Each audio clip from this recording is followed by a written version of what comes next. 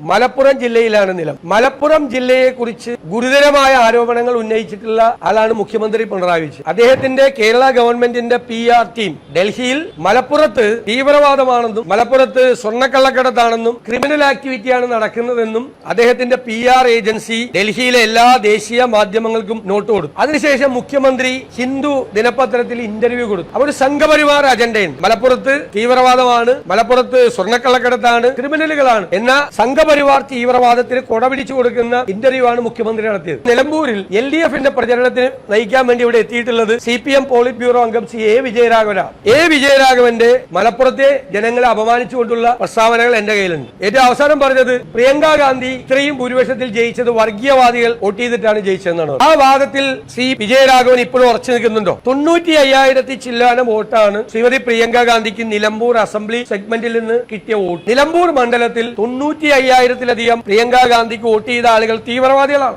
മറുപടി പറഞ്ഞേ മതിയാവും. പ്രിയങ്ക ഗാന്ധിയെയും രാഹുൽ ഗാന്ധിയെയും വയനാട് നിയോജക മണ്ഡലത്തിൽ ജയിപ്പിച്ചത് വർഗീയ തീവ്രവാദികളാണ് എന്നുള്ള ഗുരുതരമായ പരാമർശമാണ് ഈ വിജയരാഘവൻ നടത്തിയിട്ടുള്ളത്. മുസ്ലിം തീവ്രവാദികളെന്നും ഇസ്ലാം തീവ്രവാദികളെന്നും മലപ്പുറത്തെ തീവ്രവാദികളെന്നും വ്യാപകമായി CPM നേതാക്കൾ ആവർത്തിച്ച് പറഞ്ഞിട്ടുണ്ട്. ഞങ്ങൾക്ക് മുഖ്യമന്ത്രി പിണറായി വിജയനോടും CPM നേതൃത്വത്തോടും പറയാനുള്ളത്, മലപ്പുറം മുഴുവൻ തീവ്രവാദികളാണ് എന്നുള്ള നിലപാട് നിങ്ങൾ ഇപ്പോഴും ഉറച്ചു നിൽക്കുന്നുണ്ടോ?